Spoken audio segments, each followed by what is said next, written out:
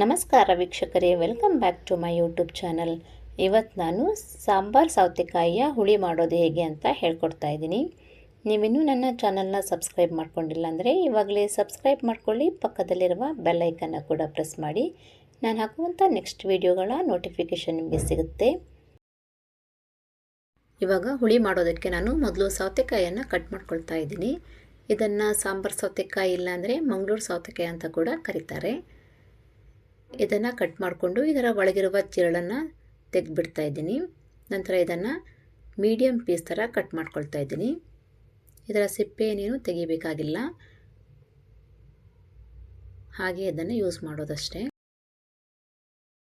ಸೌತೆಕಾಯಿಯನ್ನು cut ಮಾಡಿದ ಮೇಲೆ ಇದನ್ನು 2 ರಿಂದ 3 ಬಾರಿ ವಾಶ್ ಮಾಡಿಕೊಂಡು ಇದನ್ನು ಎತ್ತಿಟ್ಕೊಳ್ತಾ ಇದ್ದೀನಿ. ನಂತರ ಗ್ಯಾಸ್ ಮೇಲೆ ಸಾಂಬಾರು ಮಾಡೋದಕ್ಕೆ ಪಾತ್ರೆಯನ್ನು ಇಟ್ಕೊಂಡು ಇದಕ್ಕೆ 2 ರಿಂದ 3 ಕಪ್ ಆಗುವಷ್ಟು ನೀರನ್ನು ಹಾಕ್ತಾ ಇದ್ದೀನಿ. ನೀರು ಬಿಸಿ ಆದಮೇಲೆ ಇದಕ್ಕೆ ವಾಶ್ ಮಾಡಿ ಇಟ್ಕೊಂಡಂಥ 1/4 ಕಪ್ ಆಗುವಷ್ಟು ತೊಗರಿಬೇಳೆಯನ್ನು ಹಾಕ್ಕೊಳ್ತಾ ಇದ್ದೀನಿ. ತೊಗರಿಬೇಳೆ ಹಾಫ್ ಬೆಂದಿದ ಮೇಲೆ ಇದಕ್ಕೆ ಕಟ್ ಮಾಡಿ ಇಟ್ಕೊಂಡಂಥ ಸೌತೆಕಾಯಿಯನ್ನು ಆ್ಯಡ್ ಮಾಡ್ತಾ ಇದ್ದೀನಿ. ಇದನ್ನು ಚೆನ್ನಾಗಿ ಮಿಕ್ಸ್ ಮಾಡಿ ಮುಚ್ಚಳವನ್ನು ಮುಚ್ಚಿ ಇದನ್ನು ಒಂದು 5 ರಿಂದ 10 ನಿಮಿಷ ಬೇಯಿಸ್ಕೊಳ್ತಾ ಇದ್ದೀನಿ. ಮುಚ್ಚಳವನ್ನು ಫುಲ್ ಕ್ಲೋಸ್ ಮಾಡಿ ಬೇಯಿಸ್ಕೋಬಾರ್ದು, ಅದರ ನೀರೆಲ್ಲ ಗ್ಯಾಸ್ ಮೇಲೆ ಬಿದ್ದುಬಿಡುತ್ತೆ. ಒಂದು ಸ್ವಲ್ಪ ಗ್ಯಾಪ್ ಬಿಟ್ಟು ಮುಚ್ಚಳವನ್ನು ಕ್ಲೋಸ್ ಮಾಡಬೇಕು. ಇದು ಇನ್ನೂ ಒಂದು 5 ನಿಮಿಷ ಬೇಯೋದಕ್ಕಿದೆ. ನಾನಿವಾಗ ಮಸಾಲೆಯನ್ನು ರೆಡಿ ಮಾಡ್ಕೊಳ್ತಾ ಇದ್ದೀನಿ. ಮಿಕ್ಸಿ ಜಾರನ್ನ ತೆಗೆದುಕೊಂಡು ಇದಕ್ಕೆ 2 ಕಪ್ ಆಗುವಷ್ಟು ಕಾಯಿ ತುರಿಯನ್ನು ಹಾಕ್ಕೊಳ್ತಾ ಇದ್ದೀನಿ. 2 ಕಪ್ ಕಾಯಿ ತುರಿ ಅಂದರೆ ನಾನು ಮೀಡಿಯಮ್ ಸೈಜ್ನ ಒಂದು ಕಾಯನ್ನು ಯೂಸ್ ಮಾಡ್ತಾ ಇದ್ದೀನಿ.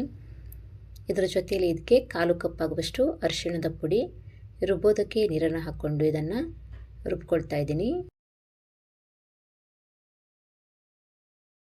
ಸ್ವಲ್ಪ ತರ್ತರಿಯಾಗಿ ರುಬ್ಬಿದ ಮೇಲೆ ಇದಕ್ಕೆ 4 ಸ್ಪೂನ್ ಆಗುವಷ್ಟು ಹುಳಿ ಪೌಡ್ರನ್ನು ಹಾಕ್ಕೊಳ್ತಾ ಇದ್ದೀನಿ.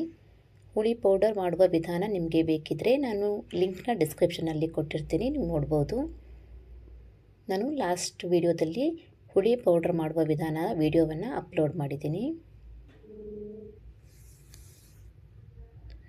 ಇವಾಗ ಮಸಾಲೆಯನ್ನು ತುಂಬ ನೈಸಾಗಿ ರುಬ್ಬಾರ್ದು, ಆ ಥರ ತರ್ತರಿಯಾಗಿ ರುಬ್ಬಾರ್ದು. ಈ ಹದದಲ್ಲಿ ಇದನ್ನು ರುಬ್ಕೊಳ್ಬೇಕಾಗತ್ತೆ. ನಂತರ ಗ್ಯಾಸ್ ಮೇಲೆ ಬೇಯೋದಕ್ಕೆ ಇಟ್ಟಿದ್ದ ಸೌತೆಕಾಯಿ ಕೂಡ ಬೆಂದಿದೆ. ಇವಾಗ ಇದಕ್ಕೆ ರುಚಿಗೆ ತಕ್ಕಷ್ಟು ಉಪ್ಪು, 1/4 ಕಪ್ ಆಗುವಷ್ಟು ಹುಣಸೆ ಹಣ್ಣಿನ ರಸ, 1/4 ಕಪ್ ಆಗುವಷ್ಟು ಬೆಲ್ಲವನ್ನು ಹಾಕ್ಕೊಳ್ತಾ ಇದ್ದೀನಿ. ಇದೆಲ್ಲ ಹಾಕಿದ ಮೇಲೆ ಇದನ್ನು ಮತ್ತೆ 1-2 ನಿಮಿಷಗಳ ಕಾಲ ಕುದಿಸ್ಕೊಳ್ಬೇಕು. ಉಪ್ಪು, ಹುಳಿ, ಸಿಹಿ ಎಲ್ಲ ಸೌತೆಕಾಯಿಗೆ ಹೊಂದ್ಕೊಳ್ಳೋಕ್ಕೆ. ಈ ಥರ ಇದು ಒಂದು ಕುದಿ ಬಂದಿದ ಮೇಲೆ ಇದಕ್ಕೆ ರುಬ್ಬಿಟ್ಕೊಂಡಂಥ ಮಸಾಲೆಯನ್ನು ಆ್ಯಡ್ ಮಾಡ್ತಾ ಇದ್ದೀನಿ.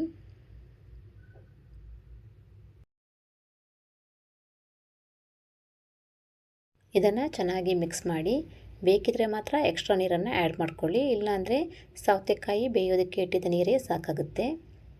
ನಾನಿಲ್ಲಿ 1 ಗ್ಲಾಸ್ ಆಗುವಷ್ಟು ಎಕ್ಸ್ಟ್ರಾ ನೀರನ್ನು ಆ್ಯಡ್ ಮಾಡ್ತಾ ಇದ್ದೀನಿ. ಸಾಂಬಾರು ಈ ಹದದಲ್ಲಿ ಇರಬೇಕು.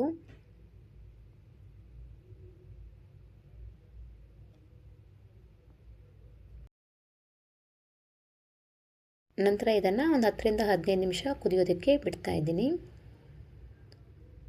ಈ ಥರ ಸಾಂಬಾರ್ ಪೌಡರ್ ಮತ್ತು ಹುಳಿ ಪೌಡರ್ ರೆಸಿಪಿ ಬೇಕಿದ್ದರೆ ನೀವು ನನ್ನ ಚಾನಲಲ್ಲಿ ನೋಡ್ಬೋದು. ಈ ಥರ ಪೌಡರ್ ಮಾಡಿಟ್ಕೊಂಡಿದ್ರೆ ಸಾಂಬಾರುಗಳನ್ನು ಈಸಿಯಾಗಿ ಮಾಡ್ಬೋದು, ಟೈಮ್ ಕೂಡ ಸೇವ್ ಆಗುತ್ತೆ. ಇದು ಚೆನ್ನಾಗಿ ಕುದಿ ಬಂದು ಇದರ ಹಸಿ ವಾಸನೆ ಎಲ್ಲ ಹೋಗಿದ ಮೇಲೆ ಇವಾಗ ಲಾಸ್ಟಲ್ಲಿ ಇದಕ್ಕೆ ಕಟ್ ಮಾಡಿ ಇಟ್ಕೊಂಡಂಥ ಕೊತ್ತಂಬರಿ ಸೊಪ್ಪನ್ನು ಆ್ಯಡ್ ಮಾಡ್ತಾ ಇದ್ದೀನಿ.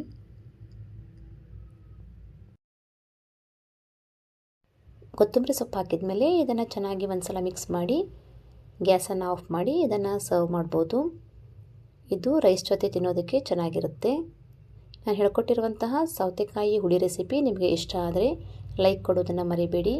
ನೀವು ಕೂಡ ಈ ರೆಸಿಪಿಯನ್ನು ಟ್ರೈ ಮಾಡಿ ಹೇಗೆ ಬಂದಿದೆ ಅಂತ ನನಗೆ ಕಮೆಂಟ್ ಮಾಡಿ ತಿಳಿಸಿ. ನನ್ನ ಚಾನಲ್ನ ಹೀಗೆ ನೋಡ್ತಾ ಇರಿ, ಸಪೋರ್ಟ್ ಮಾಡಿ. ಫ್ಯಾಮಿಲಿ ಮತ್ತು ಫ್ರೆಂಡ್ಸ್ ಜೊತೆ ಕೂಡ ಈ ರೆಸಿಪಿಗಳನ್ನು ಶೇರ್ ಮಾಡಿ. Thank you for watching.